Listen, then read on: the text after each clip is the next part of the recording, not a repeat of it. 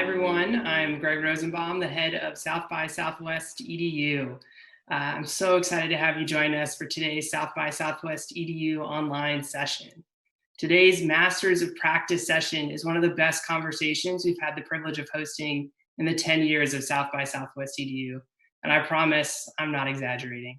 Each of these educators in their own right have fundamentally shaped how we think about pedagogy. And together today, we'll engage in a powerful conversation about practice. Christopher Emdin brought his vision of reality pedagogy and hip-hop education to South by Southwest EDU. Jessica Lahey taught us about the gift of failure. Esther Wojcicki brought us moonshots in education and how to raise successful people. And Michael Kleba showed us why the chief teacher role is essential to all businesses in education. Now I'd like to turn it over to Michael Kleba to kick off the session. Thanks, Greg. Welcome to everyone out there, and welcome to this amazing panel. First of all, I just want to say hello to the three of you. Delighted to have all of us together on this call, especially after this massive interruption that has changed how we're talking about everything. And we will end up, I'm sure, talking about pandemic and post-pandemic quite a bit, although that's not where we're going to start. Let's take a moment first to think about the great teachers all of us know. This is an all skate, and this is how I wanted to start this talk on stage. And so if you can imagine, we're all in a big room together. Imagine that there's hundreds, maybe thousands of us in a room. And we're all together thinking about a teacher sometime in our life who changed us, who shaped us, who influenced who we are. And they stay with us. In fact, they're right here, right now. And whether they're still walking the earth or they're not, they're still impacting you and me. So I just wanted to start there. Masters of Practice. Welcome, Esther, Jessica, Chris. Just so great to see you guys. So the idea here is, what's the future of teaching? What's the future of education? And we've been watching and reading a lot about people predicting what school's going to look like next year and all the things that could happen. But our premise is, what's the impact of teachers? And everybody on this call is a teacher, has dedicated his or her life to teaching. And so I just wanted to start with you talking about, how'd you get into this game? If you want to do your origin story for a minute, you can do that. If you want to talk about that great teacher that you thought about.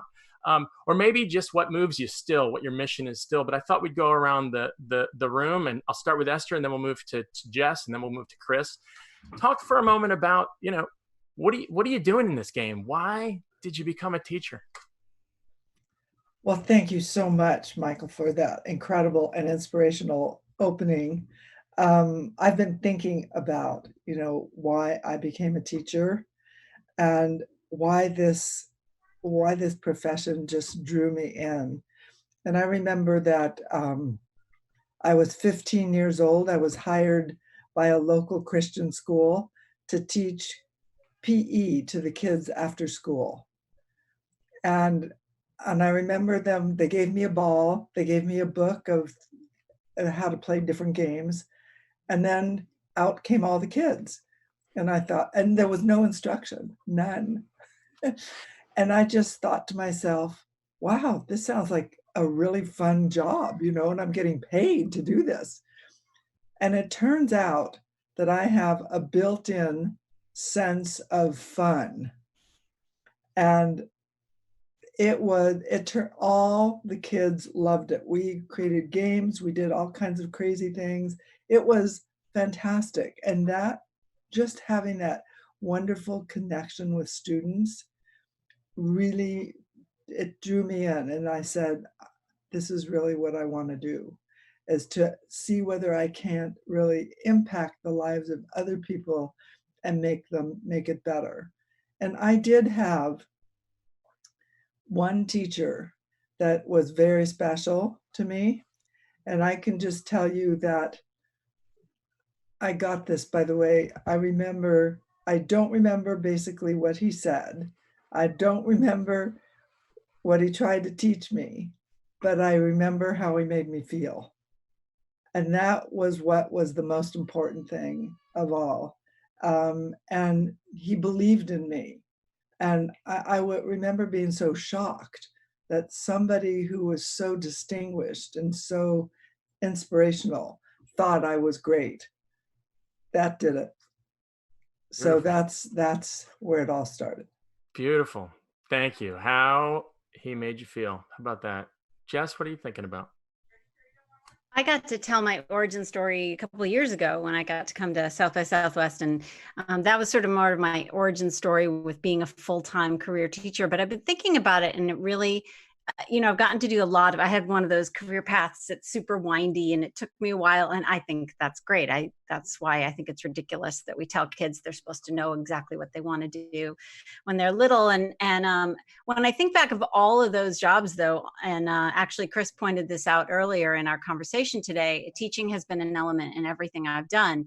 I was a ski instructor because I thought it'd be cool to be a ski instructor. And then I figured out that I liked teaching skiing more than I liked the actual skiing itself. Or, I worked in instruction in IT and computer stuff, which was not in my wheelhouse, but I taught it. And so, that's always been sort of my default mode is, a career where I get to learn new stuff and then explain it to other people has been my trajectory since the beginning, whether that's, in my journalism or my book writing and in the classroom. It's the best job in the whole world. I mean, the idea that we get to just keep learning stuff. And in fact, lately I've been in serious having detox problems from teaching. So I've been taking to Twitter because, now that, as a profession, teachers are some of the biggest users of Twitter. So I teach on Twitter now. I've been teaching about rhetorical devices on Twitter, like one a day. And it's been really, really fun. And it's just, It sort of scratches that itch that I really, really need.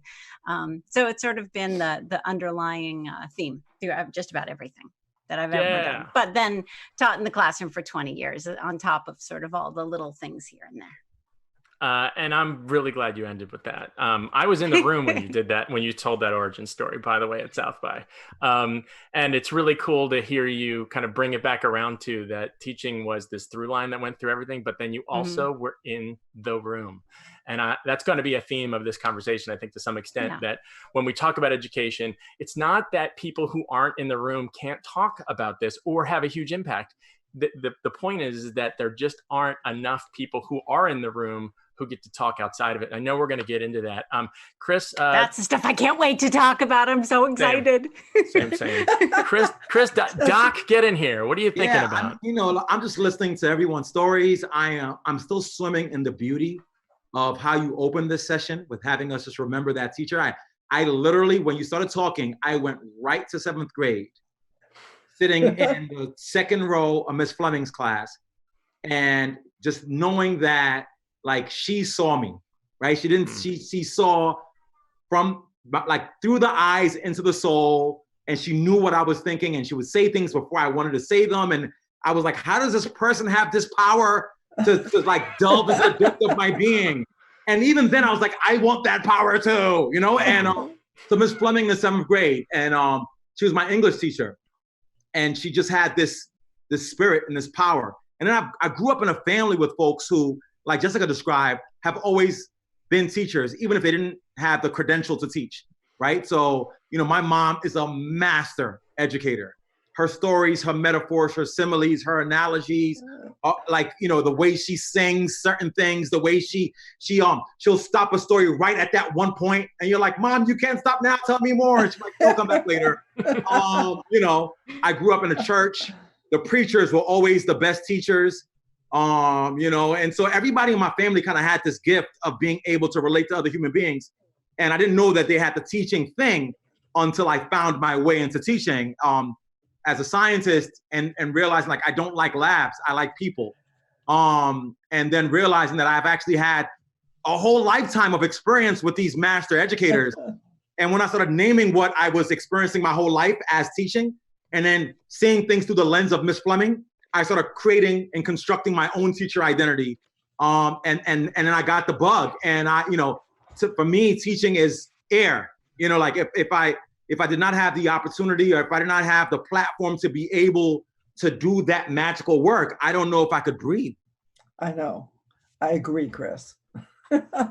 Amen. Right. I mean, I almost feel like I'm going to hurt my neck nodding, thinking about, all the stuff you're talking about. I'm thinking about like how the through lines for all of us talking here.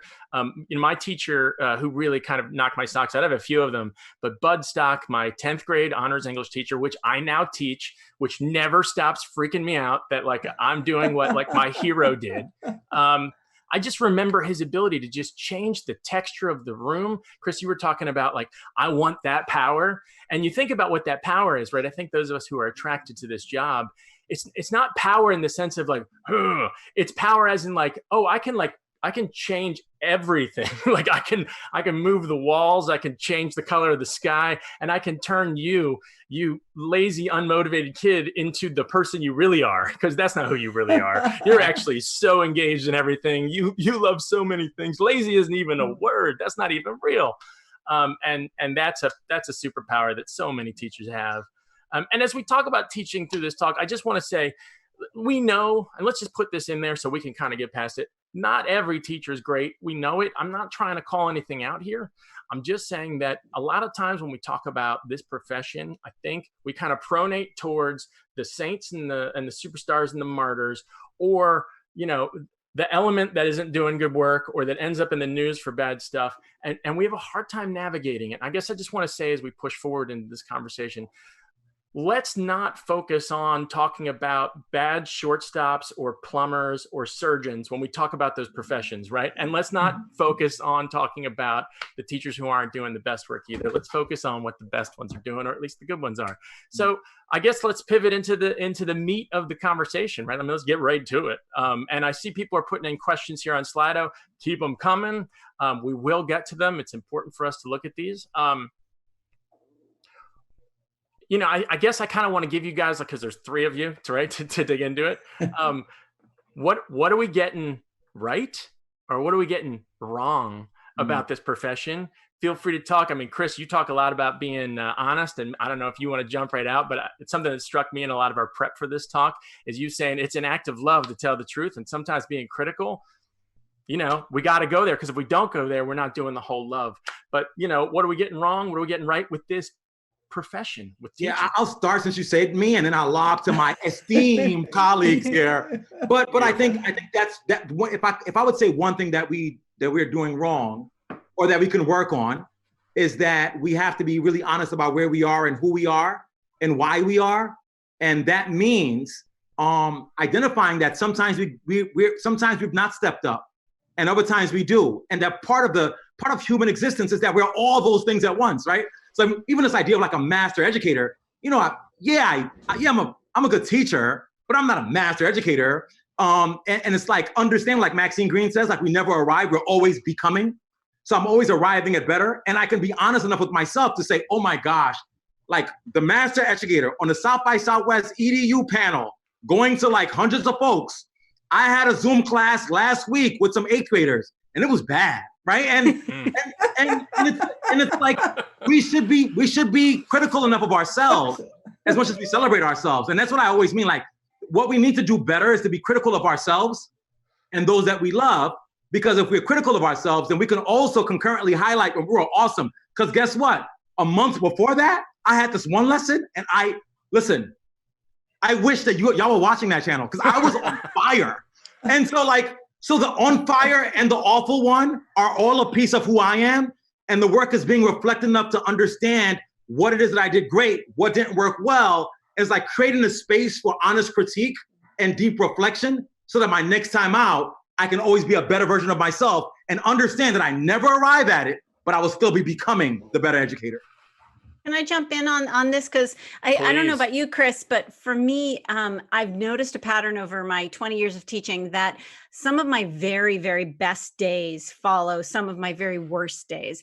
And I think a lot of that comes back to the fact that when I walk in after those really bad days, and sometimes they don't even know, for them, it may not have been a bad day, but I feel like I let people down, or the energy was bad, or I lost my temper, or whatever it was.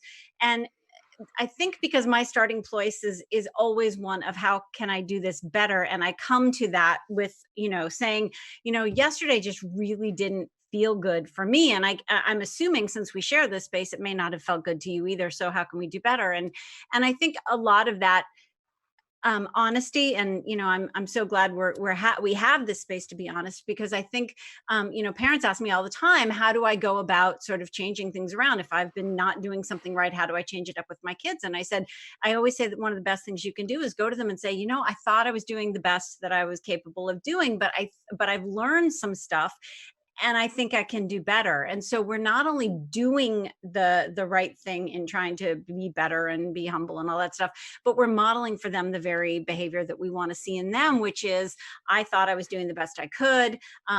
Big failure of metacognition there. But I've learned something, and I'm going to learn from it and put it into use. And that's all we can ask from them. And so if we're modeling that for them all the time, that's what makes it the most fun. Because, when I first started teaching, I remember, or actually, but even before I started teaching, I was in law school, and I remember watching my professor of civil procedure come into the room with a big binder, and you could tell that binder he put together in like 1962, and it hadn't really changed, and the pages were pretty yellow, and he had a lot of reinforcing tape in there, and I'm like, ooh, look, he's got it all nailed down. All he has to do is show up every day and crack that binder open to where he was the day before. That's a pretty sweet job. And I realized that is the worst job in the world. That is the most boring, least responsive, least interesting job on the planet. That flexibility to pick up where you left off and realize that, oh wait, things may have been a little off. I need to change it. I need to think on my feet. Teaching kids in a drug and alcohol rehab where I taught most recently, I have to go to school with plan A, B, C, D, E, F, G, and be willing to say, oh my gosh, the energy is just wrong. I got to go all the way to Q. That's what makes teaching fun. And I hope, education is a really big, huge ship that's hard to turn around once it's moving in a particular direction. It's not a nimble institution, but we as teachers can be nimble and can make up for some of that stagnation that tends to happen over time. Yo, let me tell you something. So two things real quick, and then we could go to Esther. So two things. The first thing was, we were about 30 seconds in, and I was looking around my room for the handkerchief. So I believe in this like Pentecostal pedagogy. So if you've ever been to a black church and somebody throw the handkerchief and be like, amen, like you are about to get the handkerchief, Jess. That's number one. And then number two, towards the end of what you said, I think it's a magical moment. The big word, nimble. Yeah. I think the art of teaching is about nimbleness. Like, how are you able to, in the midst of the thing, completely leave and come back? And teachers who don't know how to be nimble don't have the sauce of good teaching. Esther, you got to come in on this one. So I just wanted to say, you are you're so exciting. It's unbelievable. I want to go into your class right now. Both of you. Yes, honestly. What am I going to do? So nimble. That is exactly what is going on. That's exactly what I do. I am nimble. I do crazy things. I change my lesson plans a lot. I never teach the same thing, even if it's 4 classes that are the same. Everyone is different because I can't stand doing the same thing repeatedly over and over again. I get bored with myself. And so, and also the other thing that I'm modeling for my students is that I am vulnerable. I am always making mistakes. And so for you to make a mistake, hey, that's just normal. Doesn't matter. We're just going to revise and redo it until we get it right. And that's one of the most exciting things about working with students, is because when the minute they realize it's okay to make a mistake, all the creativity comes out. Oh my God, it is incredible. And all this nimbleness on their part comes out too. So my classes are huge. I mean, like really, I think you probably freak out when you hear this, like 60 kids in one class. 60, how could that be? It's because they're self-driven. They're in groups. They're all working on this incredible project, this newspaper or magazine or television or whatever it is that they're working on together. You should see they all come in. Sometimes I'm even late for class and I will have a visitor with me and they come in and the class is like working and they're all doing it. It's like, what'd you do? What'd you do to them? What, did you have a secret phone call to one of them? No, it's just that they feel empowered.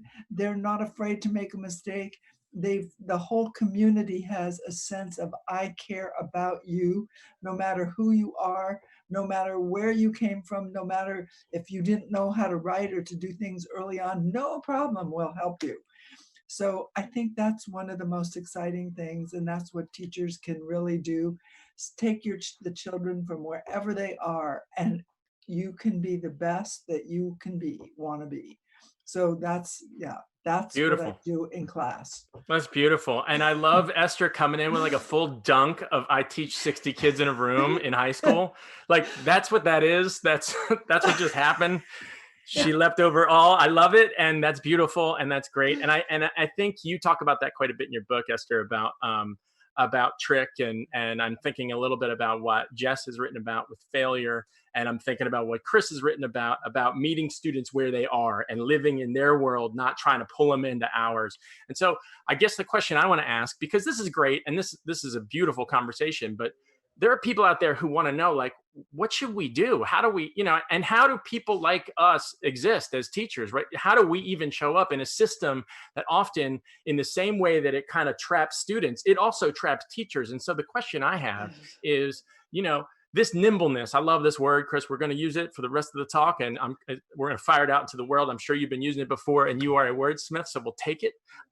This nimbleness seems to fly in the face of the two big pillars in education that I see, and my co-writer Ryan O'Hara have talked about, this tyranny of consistency and this tyranny of the measurable. And how can these things that we've got to pay attention to, right? We've got to show up and we got to deliver, but how can the teaching profession lean more into the nimbleness, lean more into living where students are, and dodge what becomes oftentimes like the end game play of, can it be measured? And are you doing what everybody else in your grade or your age level is doing? And Jessica, I'd love to throw it to you, because you've written so much about failure and about how, I guess I wonder, and maybe this is a way in on it, so I'll just speckle this in.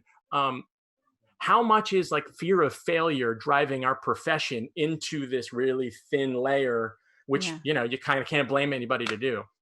Well, it's also competing interests. I mean, we have to, I was thinking recently, I was talking to, so the kids that I teach, that I taught most recently are, usually high school age, but many of them are really highly mobile kids. They've either been in the foster care system, or they've been, they've just been moved place to place to place. And so, I could have a kid who's 17 who reads on like a 6th grade level. And, so I'm very much having to show up and teach the kids I have in front of me, not necessarily the kids I wish were in the classroom. So teaching the kids that are in front of us is the number one most important thing we do. But at the same time, we have situations in which this teacher told me that his school was going through accreditation stuff. And so their little pack of accreditation people are moving through the school and visiting all the classes. And so when they came around to watch him teach, he had everyone in their little rows, and he's standing up at the front, and all the kids are watching, and no one's moving or saying a word.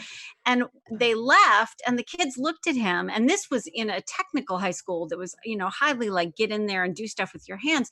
And the kids said, what was that? You don't teach like that. That's not what our classroom is like. And he said, yeah, but that's what they want to see. And in order for me to be here, and in order for the school to be here, in order for us to get that magic piece of paper and be accredited or whatever, we have to give them sort of what they're expecting to see, because people sort of expect that we're going to have a certain, the teacher will be the one with her mouth moving, and the kids will be the ones with their mouths shut. And I have to say, the more I learned about education as an education journalist, the more I departed from that, but with this constant voice in the back of my head, which was, oh my gosh, I hope my boss isn't outside watching, because this looks chaotic. Kids are sitting on the floor, kids are sitting, they're reading, they're engaged. Often they were in a flow state where they were super highly engaged and self-directed, and coming up with their own goals and exercising all kinds of stuff like self-directed executive function. But it's difficult to see that as an observer, especially as an observer who has not been in the classroom for a while. So and administrators, I love them, and teachers, I think there needs to be more teacher voices. And, I have some truths to drop later on. I don't want to steal, this whole period, but there are ways to do that we can support more teacher voices and help teachers, really feel like they are building what is for them and for their students. And one of the main problems that happened when Common Core came out is that teachers were like, look, nobody asked us crap. It was a whole bunch of these these panels and these groups, and no one asked us, and we have to be a part of that conversation. So we'll do some of that in a little bit and how we can get that going. But I think it's near impossible for one teacher to change the climate of a whole school. So we have to engage both administration and teachers, help teachers feel more supported, help administration understand that their strong suit is not necessarily the teaching. Their strong suit is supporting teachers while they do what they do best. Amen. Yeah, Amen. that's so dope. Yeah. Beautiful. And I Jessica, I was thinking, I was like, yo, when they don't ask us, we have to tell them. And that's what I always tell teachers, right? So you're right. You're not a part of the conversation around the assessment. You're not in the conversation around the standards. And that's ridiculous if that's not the case. And just because they don't ask you doesn't mean you don't tell them. Now, here's where it gets interesting, right? Where it gets interesting is you tell them, but you are not going to be able to tell them until you understand what this is, which is back to the fundamental idea about the concept of being a teacher. And I think teachers, society forgets what teaching is. And you cannot go and do the job of a teacher until you understand the role of a teacher, not just in the classroom, but in the world. As a teacher, you are movement shifter, you are earth shatterer, you're a dream discoverer, you are otherworldly. And I think a lot of folks go through a teacher education program, they get the credential, they get the license, then they have a job. And they forget that along with the job is the thing. And so when you're the thing, you don't allow somebody to come in and make you shift who you are. Do you know who you are, damn it? And it's like, part of this work for us as educators is to really reclaim the power of the art and craft of teaching. I've had folks define for me, well, Dr. Emdin, you work at a university, so you're not a teacher. No, I work in a university and I am a teacher. And in fact, the job I prefer is the teaching job. I'm just doing this job so I can help more people. I don't allow people to be in my space and to make my profession be less than the magic that it is. And I think the work for educators is you have to know yourself. You cannot be vulnerable like Jessica and Esther described unless you're comfortable in who you are. And so rather than go for a PD around content, some of us need PD around understanding who we are. Listen, I'm a black dude from the Bronx who loves hip hop. And I'd be damned if when I go into a classroom, I have to take that away to be a teacher, because me being who I am is what allows me to teach. And so folks who are from other, what? I am a white woman from Appalachia who come through abject poverty to go teach in suburbia. Do you know who I am? We got to remind ourselves of who we are. Then number two is rigor. So I think a lot of folks allow a lot of foolishness to take up space in the world because they attach those things to rigor. And so we have to redefine what it is to be rigorous. The height of academic rigor is nimbleness. So if I was just reading the script like the guy that Jessica described, that is the absence of rigor, because I am simply a script follower, but I am a teacher, which means I have the ability to be able to go beyond the script and touch lives. And so that work is more rigorous. So know yourself, but also redefine what rigor is. When young folks are on the floor chilling and reading and can engage in a conversation, that's the work. When a person comes to my classroom and says, oh my gosh, it's really loud, noisy in here, I'm like, yeah, it is super noisy. Now go in, I don't let them scare me. I'm like, by the way, administrator from the district, go into seat 2 in that group in the back and listen to the conversation, then come back and share with me what you think they're saying. So you take the power from the folks who think they have it. You redefine rigor, you redefine excellence, and then you walk in the grace of being an educator. You know what I mean? And if we do that, we don't allow suckers to describe for us what our craft is. Chris, I'm going to need you to be on every panel I'm ever on, ever again. Yeah, and Chris, you've been hired. Oh my God. And Jessica too, you know, what you said that rang a bell with me completely is how you had to sort of what the administrators are looking for and what you as a teacher are doing, because it's really tough. And I write about this in my book that, I mean, I've got into some serious problems. They were ready to fire me because my students were talking to each other all the time. And they came in and said, "This is chaos. It looks like chaos. What are you doing in this class? What are they learning in this class?" And, you know, and we give you 2 weeks to straighten it out. 2 weeks. And how can, you know, straighten it out? So basically what I had to do is say to my students, "Do you like what's going on in this class?" "Oh yeah, we love it." "Well, do you want to continue?" "Oh yeah, we want this. We're telling all our friends about this class. We want more people." I said, "Well, next time they come in, you guys have to be silent like mice and look like you're super engaged in doing nothing, because otherwise I'm not going to make it through." And so I think we need the administrators, you know, I don't think they're purposely trying to do this. I think they're put on a mission by the community. It's like all the classes have to be the same. I want, you know, student A, student B, student C, all getting the same thing. And so then we want the teacher to constantly be telling students exactly what to do. That is terrible. You know, kids can't stand it. That's one of the problems with the whole Zoom call thing. The teachers are still on the Zoom call and they're lecturing and the kids don't go. Did you read about Yes. 50% of the kids Absolutely. are not going on those calls? And so, I mean, one of the ways to do it is to stop lecturing, you know, stop being the person in the room that knows everything. And my theory is those kids out there, by the way, they know a heck of a lot more than I do, especially about tech. You know, they're like geniuses. You don't know how to do something technical in your classroom? Hey, the brain power is sitting right in front of you there. Let's ask them to help you out. So anyway, that is one of the things that you said. And also what Chris was saying about the PD for who you are.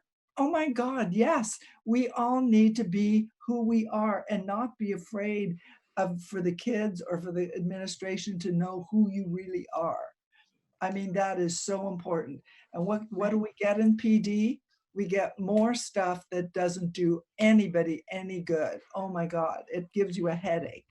That's Absolutely. one of my favorite things to do is when I do professional development, I'm talking about real like learning strategies that actually work and that are evidence-based. And the problem is that often I will say something about like, you know, we need to stop timing kids on math facts, or, you know, various things that we have evidence around. And inevitably I'm pissing off like half the teachers in the room because that's the way they've always done it. And they're not and it's not their fault. It's that they haven't gotten really good quality professional development. And the problem is that if you have some teachers doing stuff that's evidence-based and other teachers doing it because it's the way they've always done it, then we end up with dissent in our own ranks. And so I think the thing we have to protect first is our own community of teachers so that we can support each other. And if that means that we're turning more to the internet for our professional development, we're turning more to all kinds of great resources that are actually out there. Like, for example, with the timed math facts thing, you know, go to ucubed.org and Joe Bowler has the evidence there on why we need to stop timing kids over math facts and that kind of stuff. And that's why Twitter is so powerful for education. That's why, you know, when I was a middle school Latin teacher, and there was only one other middle school Latin teacher in the entire state that I lived in, I had a little email group because that was the only way I could share teaching expertise. And we need to depend and support each other and depend on and support each other. And that's why this whole tearing down of, you know, how you're doing it during this COVID period and how you're doing it and I'm doing it better and why aren't you doing this? You know, I think our interests need to be with each other and supporting each other and helping each other become better, as opposed to tearing down, you know, other teachers for doing things wrong. Well, the other teachers that are doing things that create problems for the students, it's also very difficult for those teachers. They're suffering too. Yeah. I mean, the whole profession is suffering with this whole Zoom thing. They're exhausted. They don't want to do it. They know it doesn't work very well. And so the question is, how do we cope in this pandemic? And so I have one solution that I'll just run by you, and I'd be kind of curious what you think. This is, so in my cases, you know who's in charge of the Zoom calls?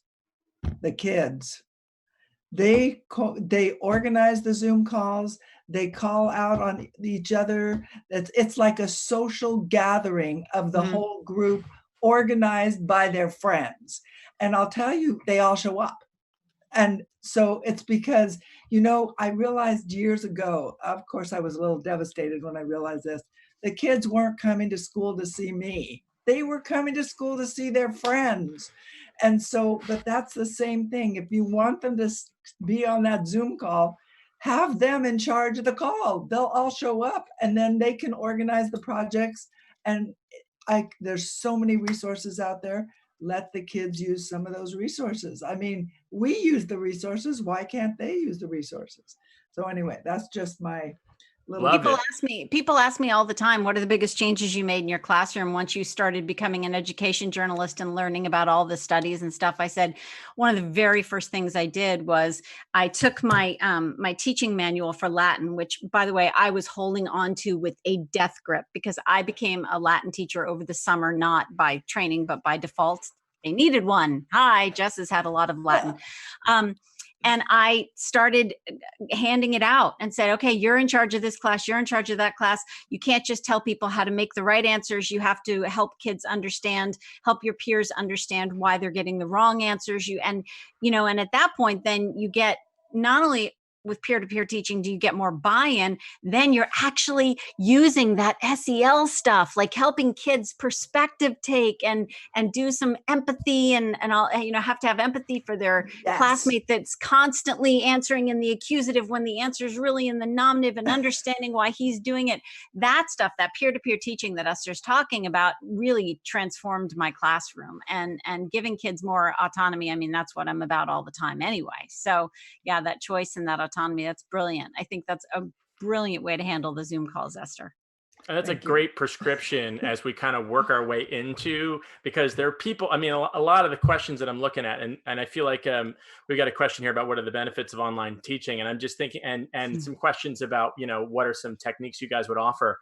Because of course people are tuning in because they're like, all right, masters of practice. I appreciate, Chris, you saying like, we make mistakes, right? But what can we share? So there's our first one, folks. I mean, there's been other ones, but there's the first real nominal suggestions. Let the students be in charge of the Zoom meeting organization and watch what happens. Now that is a courageous leap for some teachers, but isn't that what we're talking about? Yeah, let me tell you, what my students are doing now, like right now, May 26th today, they're all working together. They all organized it to produce a hard copy of the newspaper from each one of their homes, all 60 kids. Do you think I ever would have thought of this? Never, never. I mean, who would have ever imagined that? And they're up, you can email them at midnight, and there's, oh yeah, we're here. I mean, that is because they own it. They care about it. So it doesn't have to be a project that is as big as a newspaper, but that's something they're doing. It can be any kind of thing that the kids want to do. It's up to them. Let those ideas flow. It's also good to keep in mind that there are teachers that do online teaching really, really well. A friend of mine, Kim Williams, has been doing online teaching. That's been her niche for, 20 years. And she's excellent at it because she's been practicing for 20 years. And just because we're very good teachers in the classroom doesn't mean that we're going to be really good at online teaching. It is a very specific skill set.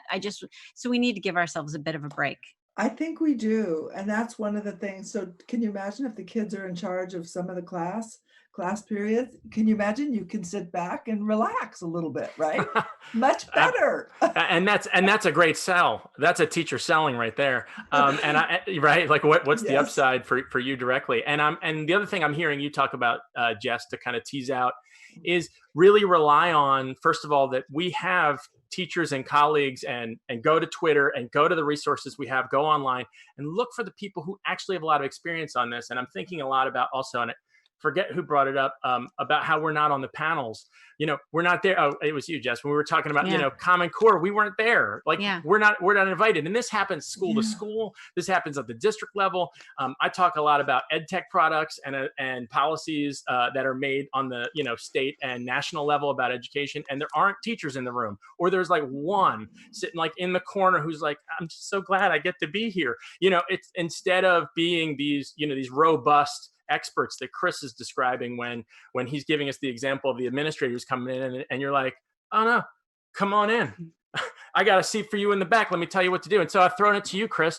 What are some other thoughts you have for us about online teaching, what we're facing right now? Yeah, go ahead. I saw a couple of things because this has been so good, right? Like, oh gosh. Esther said something really powerful about how she had to tell her students to say, listen, if you like this and you're enjoying this, then you have to be able to play this game, which is so powerful. And I've done that. And I've also coupled with like, if you like this and you're learning and you're enjoying things, because part of this work also is to teach the young folks to be able to be not just the passive receivers of what's going on. You like this, you're enjoying this class, you're learning some stuff, go tell everybody. Go tell your mama, go tell the AP, go tell the principal, tweet about it, put it on social media. Like sometimes part of this work is empowering young folks to be able to speak to and for what it is that they're enjoying, that the folks who have the power just don't quite get. And another thing, sort of piggybacking on Jessica a little bit, about some folks who are experts in social media, and again, I'm not trying to beat anybody up here, but listen, or using online tools. Online tools and social media has been around for a while, okay? And, look, and I love us, but if he was truly nimble, you would have been on something already, and so use the things you're on. So because like in this season, what happens is different districts have different things, right? In New York, they were like, use Zoom. Oh no, they're Twitter bombers. Don't use Zoom. Try Google Meets. And in another place, like Zoom all day. So essentially, educators are looking for directives from power wielders who have no idea about what's going on as far as the connection with young people. So don't wait for them. Listen, I've got a Zoom on Mondays. We got a WhatsApp group. We have an Instagram group. We've got TikTok science assignments. And I think that it's in the, good teaching is about hybridity, right? It's about merging multiple tools to create this malleable alloy of pedagogy that can bend itself to the unique needs of the learners you have in front of you. So that some kids will be like, hey man, Dr. I like Zoom and a little WhatsApp chat, but I don't like the synchronous stuff because I don't like seeing you at 10 o'clock. So could you just like record the video and just mail it to us and then we'll record back? And so for some kids, it's like synchronous with a bit of asynchronous, with a touch of social media and a dash of lecture. And that's the recipe for good teaching for those kids. And then another group might require something else. So don't look for the district to give you the directive. You're like, so now it's Zoom. It's only Zoom. Like, that's dumb. And so, I think that it's about welcoming the hybridity of pedagogy and utilizing that as the anchor of being nimble. And then also about having young folks advocate for what works for them. Because I always say to my teachers, like, well, Dr. E, I have to do what the AP says, because if she comes in and she doesn't like things, then I'm in trouble. I'm like, how many APs do you have? 2 of them. How many kids do you have? You have 4 classes of kids of 30. That's 120 people. Like, let's put power back in the hands of young people. If 2 administrators don't like your instruction and 120 children who are human beings are all riled up and soul-filled and will go to bat for you no matter what happens, no one's firing you because you're meeting the needs of those human beings who you've empowered to advocate for you and themselves. And that's the true goal of teaching. Love I it. just had to take pictures of you while you were doing that because it was so good. I'm sorry, I get a little. You recorded that. I want to play that for some other people. Chris, that was amazing. I have a feeling I was truly inspired by, but it was inspired by what you said about what you had to do. Like, you know, I just, could you imagine? It's so heartbreaking that a teacher who's connecting with young people and the young folks' souls are on fire and they love you and they love learning. And then they have to perform complicity, Right. For the sake of some imaginary idea of rigor. Like it's so heartbreaking. And it's like, and when you describe that, Esther, because you're a master of practice in many ways, if a master of practice has to do that, could you imagine the first year teacher who's just like, act nice, like, and the teacher loses, the young folks lose, and also this impacts, you know, how long teachers stay in the classroom. Right. Because you spend so much of your time trying to fold yourself into this thing that's not you. And then you have the most amazing teacher with the most amazing potential who leave. And then they all, you know, get jobs at the U.S. Department of Education. But like, you know, they'll teach for a year and then, you know, design policy. And they didn't like it when they were there because they didn't even know what it felt like to be free enough to teach. Preach. I mean, and that's it. And that, you know, this conversation gets right into one of my personal favorite things to engage in. And it's a question I've been dying to ask you all. Let's imagine for a minute that the next few minutes of this conversation are us talking about professional development for administrators by teachers, because that's one of my passions. I do right? that. Of course it is. No, I mean, hey, listen, of course you do. And we'll start with you. Like what, and you said you had some nuggets, Jess. So, you know, I'm not the only one on this call who's going like, give us the nuggets. It's the most fun ever. So one of the things I get to do is go and do like the superintendent's conferences in a given county or state. And I'm either, I try to be very charming because there are some things I have to say that are really hard to hear, because I think for a superintendent, especially a superintendent who doesn't spend a lot of time in a classroom, it's very hard for them to understand that they really are responsible on a very deep level for what the culture of the school is. And that requires certain things like walking into a school through the door that the students must enter every day and looking around and saying to yourself, is this the kind of place where I would feel welcomed if I were, you know, a kid who's not a good athlete, or a kid who doesn't hear, or a kid who doesn't feel like they can, you know, they're an academic star. Is everyone welcome in that community? And because, as we said earlier, it's really hard. And I have been in this position where, you know, Mrs. Lahey decided that for the best, our best learning, she wasn't going to assign homework anymore, or she wasn't going to do, she read the research on why we shouldn't do timed math facts. And so she's not doing timed math facts anymore. Why are you, Mr. So-and-so? And creating that situation where we as teachers can't sort of try to reform this. We can try all we want, but it's very difficult for one teacher to be able to reform or change an entire school culture. And that's why it is so important for the superintendents, the principals, the assistant principals, the headmasters to understand that when it comes to school culture, you have to support the people who you hired to do this thing called teaching, which is very different from administration. And God bless them for doing it, because I myself don't want to be an administrator. I want to stay in the classroom. And those are two very different jobs. And one is not a ladder to the other. They are two very different career paths, and we need each other so much in order to make it work well. So, you know, when I get to do those superintendent talks, and I talk to them about, evidence-based learning, some of them look at me like, oh yeah, evidence-based learning, I should probably read up on that. You know, some of that stuff is going to be really important for them to understand as well. But for the most part, I just need for administrators to understand that what we as teachers need is to feel supported, to feel like we will be supported, even if we come to you and say, we don't know what we're doing, and this is really scary and really hard, and can I get help?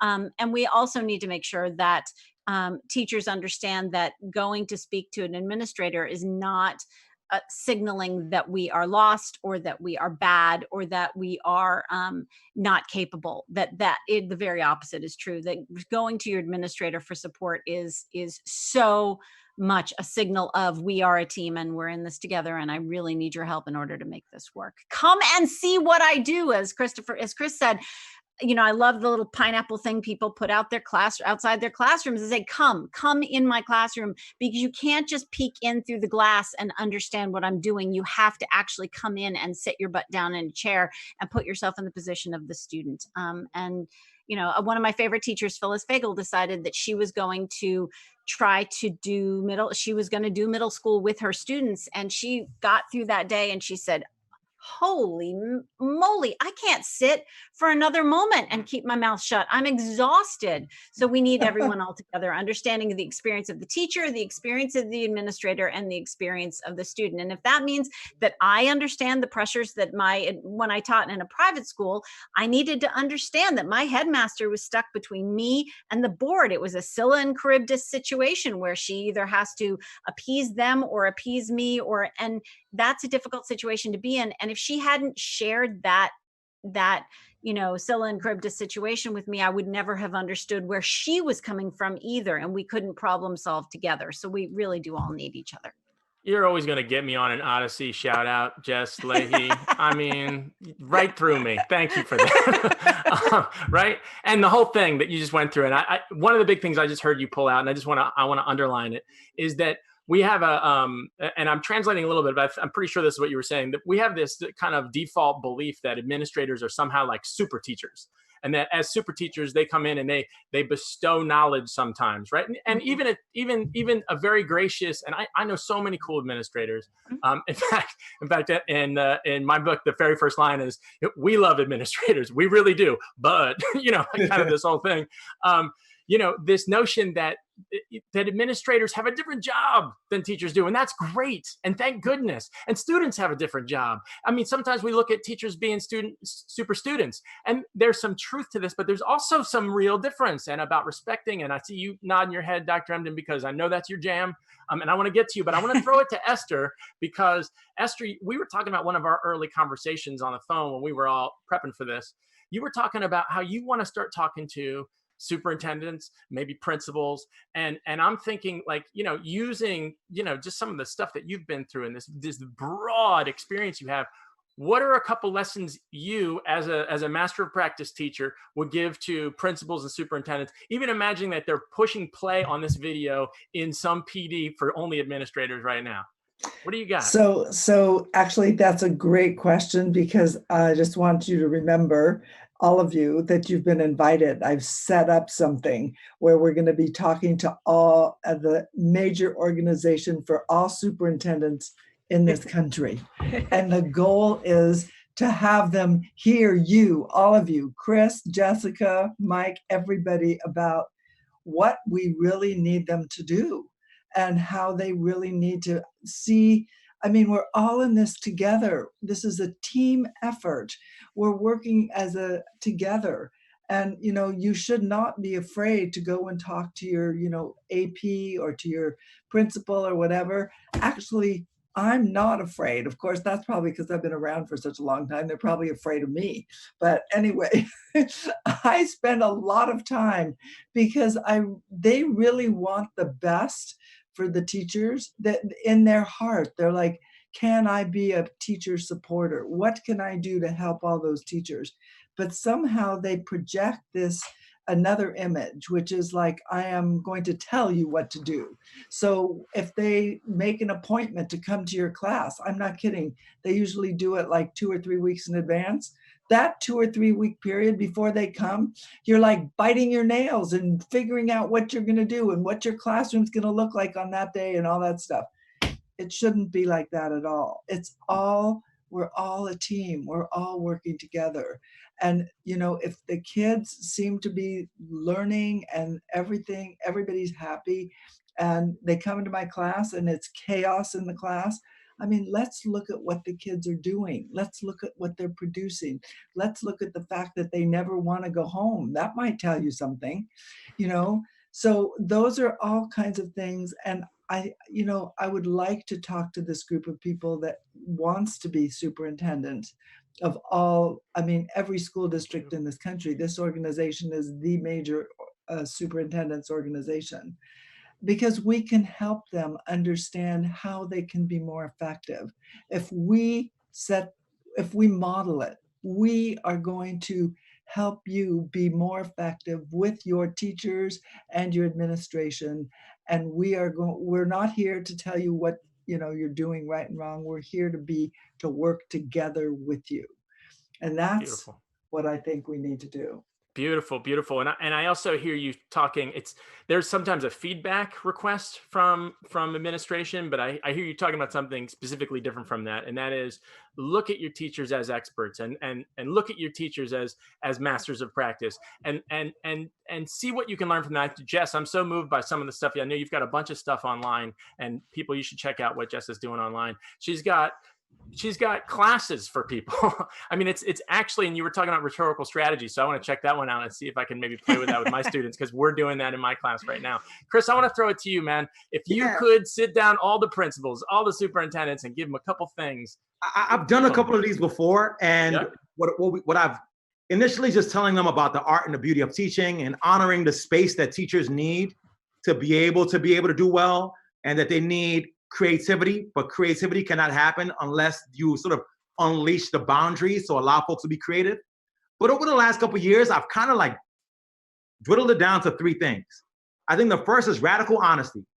And radical honesty is being able to be honest with yourself and with the teachers about what your expectations are, what you want to see, why you want to see it, and how you want to see it. Because oftentimes there's this like, I don't know what they want, I'm so nervous. And then the teachers are performing something, they may not even be your own goal. And so I tell my administrators, first and foremost, begin with radical honesty. Be very, very clear and honest about what your norms are, what your expectations are, how you want to see it, why you want to see it. Don't just say, this is what I want, and then expect it done. But teachers will actually work with you better if they're really clear on what your expectations are. So radical honesty. The second, radical humility. There's a misperception that the role of leadership means that you have all the answers and you're the boss. And it's like, dude, you cannot lead anyone if they're scared of you. And so radical humility is understanding that the role of leadership is actually the role of servitude. That no one can lead anyone else if they don't feel like, if the people that you're leading don't feel like you're in service to do them. So how do we work with you as a school leader to understand how to be humble enough to lead, but also be clear in the fact that you are there to serve students and young people, and that they can articulate that their leader is there to serve them. And then the last one is distributed leadership. The buck does not stop with you.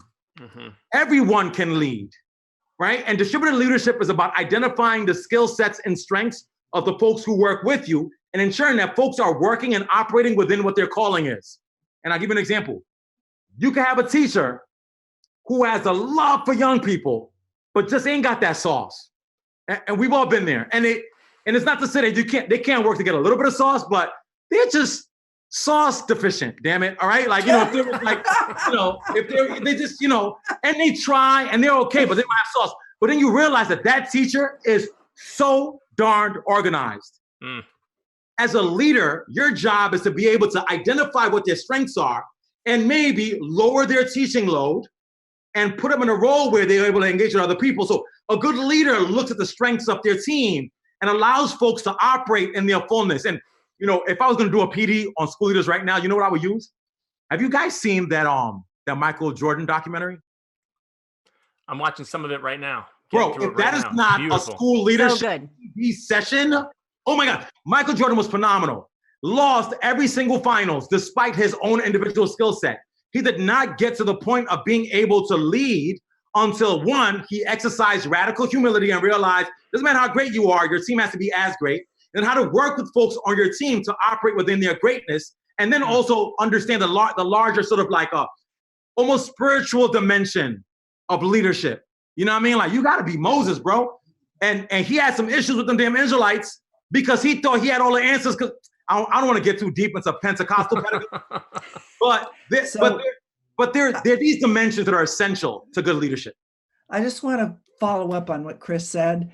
What you said about how the good leaders should be treating the teachers, that's how you should treat your kids in the classroom. It's the same thing. Yep. All these people, they all human beings. They're different ages. All our teachers, they grew up. They're your former students or students.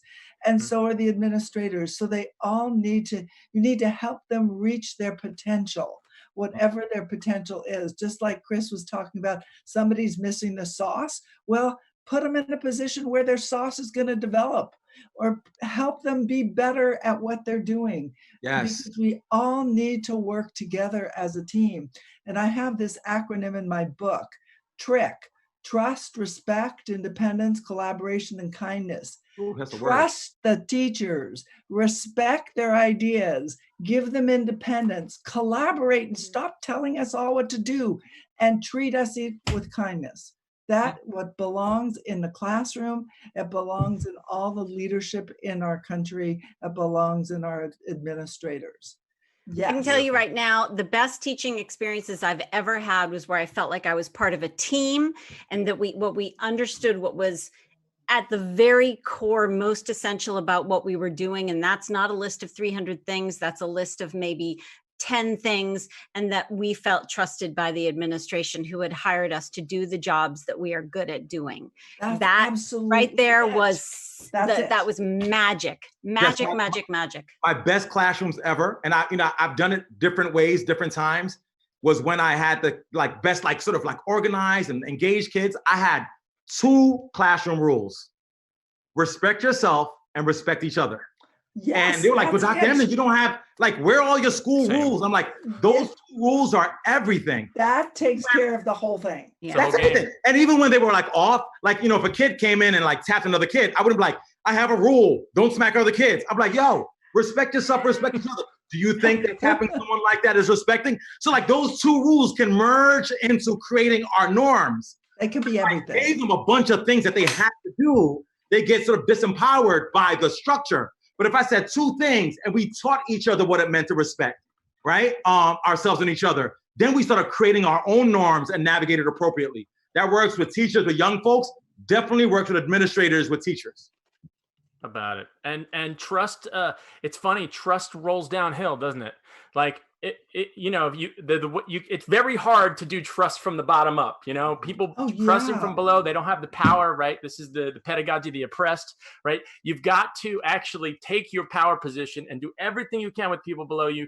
I heard you talking about service. I heard us talking about the courage of being judged. It's so hard to do, and inviting administrators to do this, teachers to do this. So then why? So we can serve the kids. I often think about this notion of student-centered schools, and I think it's great. And we really should think about that. But I often think, you know what it is? It's trust-centered schools. That's what it's got to be. We got to be trusting each other. We got to be looking out for each other. And it's beautiful to hear you guys all talk about it. I want to get at just a couple questions before we pop off. I know we're going a little long, but I'm going to ask for short answers if you can give them.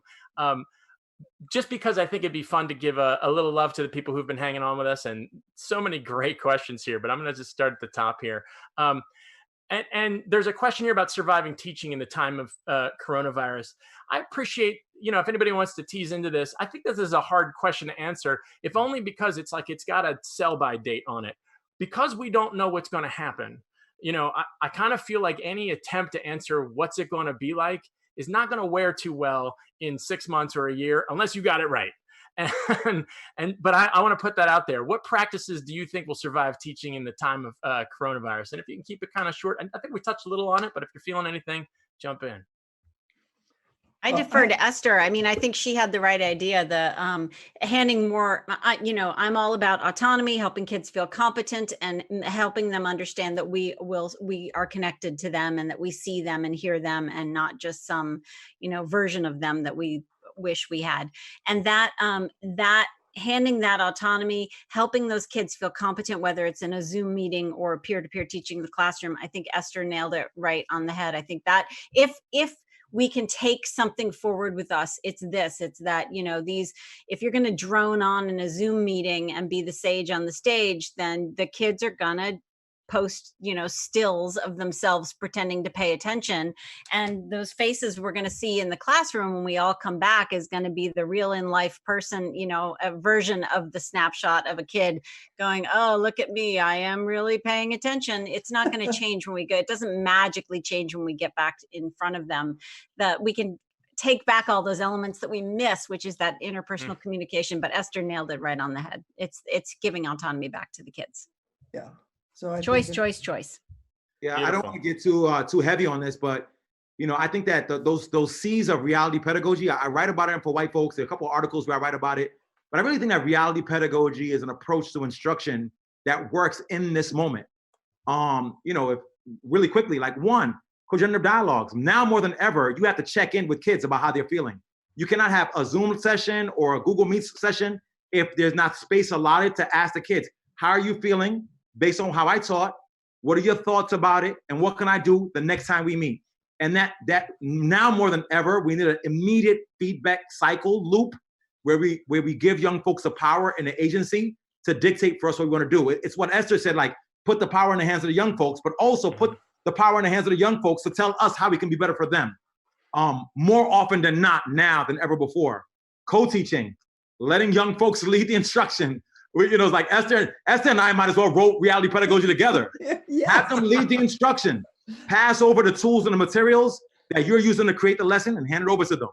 Cosmopolitanism, make them feel connected. Jessica talked about this a lot. Radical vulnerability.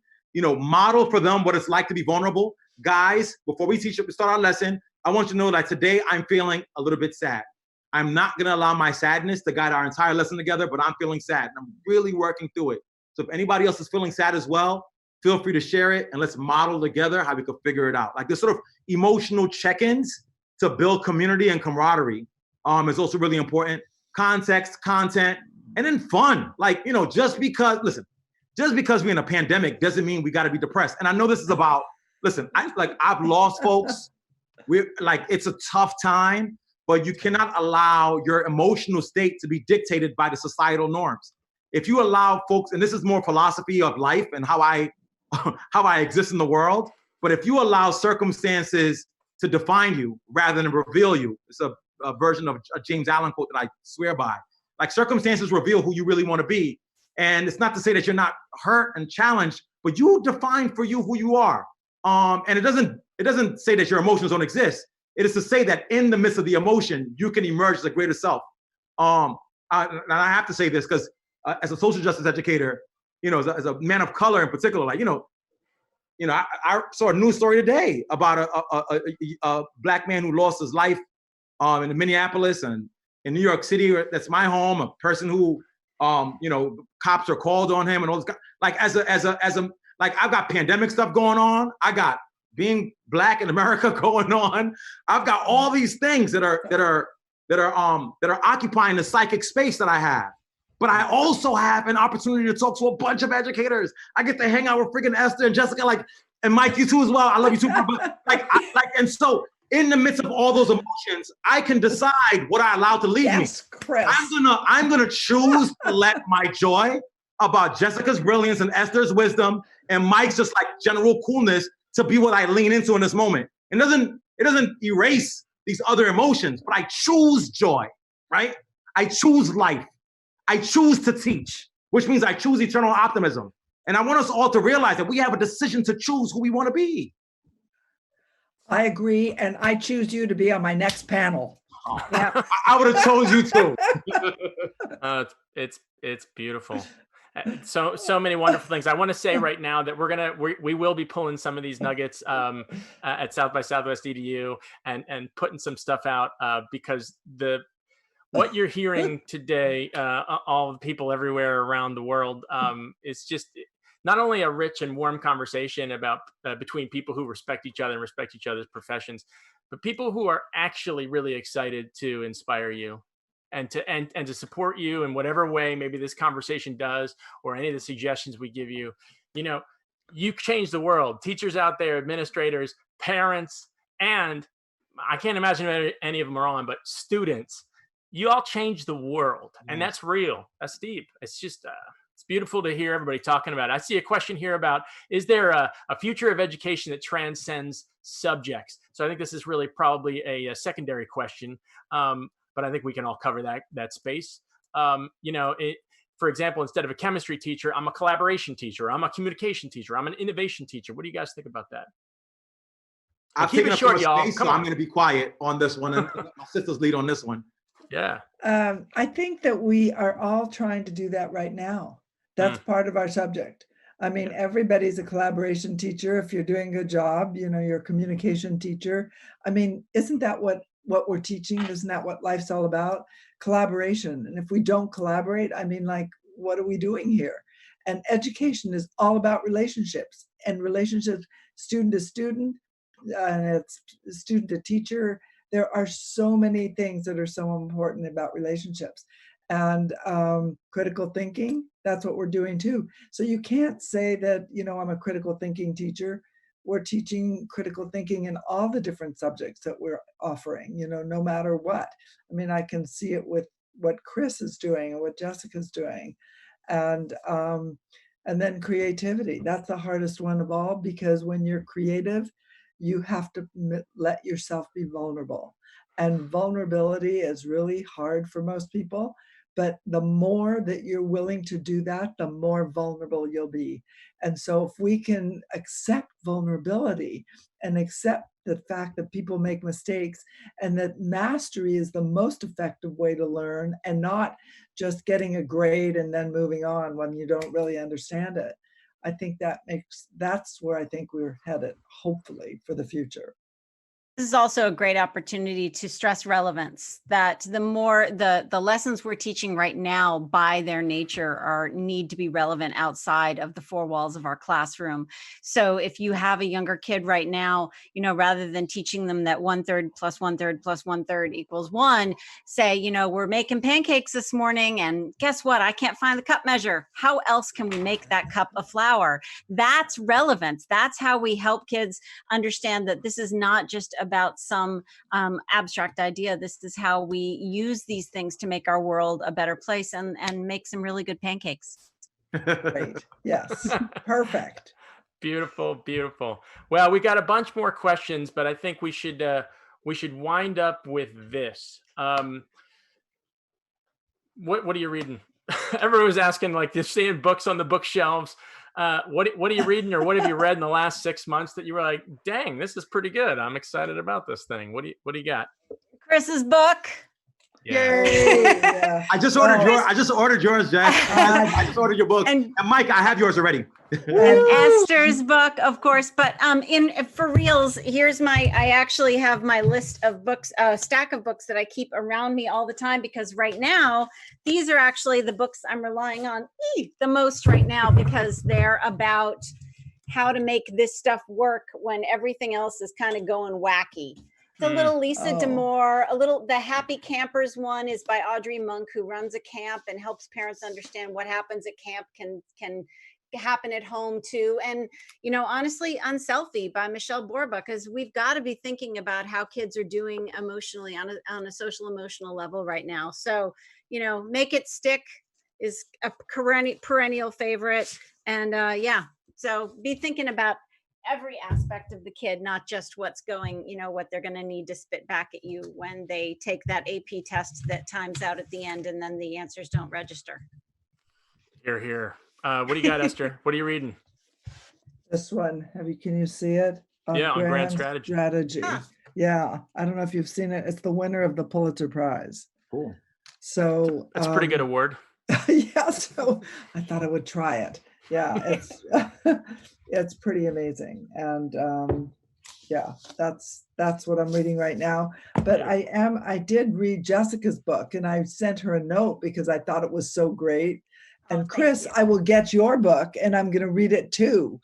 So those are the most exciting books. Oh, Mike, and yours as well. I will read yours too. Don't worry. God bless you, Esther. Mutual Admiration Society. Yes, mutual admiration. It's wisdom from all of you. It's so great. Yes. And how about you, Chris? What do you got? The most fun book I'm reading, and it's going to come as a surprise, is this book called Most People. I read it to my son every night. And it's like it's called Most People. It's like a children's book. But essentially the core of the story in Most People is that most people in the world are good. And most people in the world want to do good things in the world. That's great. You know, back to my theme about eternal optimism, you know, you just gotta believe in the good in people. So that, and I'm also reading my homegirl, Jacqueline Woodson's book, Right at the Bone. She's usually like young adult novel. This one's a little bit for an older crowd, but everything she writes is brilliant to me. And, you know, by my bedside is Paulo Freire and Gloria Ladson Billings. So whatever I need inspiration, I go to those two. I have to give a shout out to a book that came out today, actually. So speaking of teaching, if you want to teach younger kids how to do the things that they need to do, like write thank you notes and load a dishwasher and be a more competent and capable person. And there's even one in here that I may have pulled out just the other day about how to clean a bathroom. And it just came out today, and it's by Catherine Newman. And this is the book, you know, that I'm going to be ordering in bulk and giving to everybody I know. So yeah. That's the big I'll book get for that as today. well. That's great. Awesome. How much buying Mike you got, man? Yes, thank you. Well, I mean, I'm not gonna lie. I've been getting down on all three of your books like crazy, like crazy, like no joke. I've been getting down on your books, and it's been a blast. There's so much to learn, and there's so many things to read about. But I'm just touching on something you said, Chris, that I want to kind of end this talk with, and this great conversation, and that is just the goodness in people. And it's powerful. And I think that it's at the heart of all great teachers. And I'm going to take us back to the beginning of this conversation. Another book I'm reading is Young Pueblo's Inward, which is also about this great book of poetry. And it's this, the great teachers remind us of our own greatness, right? And that's because they see it a lot of times before we do. Oh. And as we, you know, as we send this out into the world, you know, one of the things I'm hearing us all talk about, I was listening to Rebecca Solnit talking to Krista Tippett on Being, and she was dropping some really good stuff about how we need new stories, new metaphors, new openness, new willingness to see what's actually here. That this stuff is actually not as terrible as the news would make it out to be, that people aren't actually trying to always get each other, and that we all are actually pretty beautiful. And so I just wanted to end this talk by saying, the three of you are beautiful. Thank you so much for joining us. I mean, I don't know where your folks are in the world. I don't know where your favorite teachers are in the world, but there's so many people proud of you. And I don't know if you hear it enough, but if you can take it from this dude, nice job. I'm so glad y'all exist. Thanks, Mike. I appreciate that. Thank you so much. That was really heartfelt. It is. It's real. Anyway, thank you so much, and thanks to the good people at South by Southwest EDU and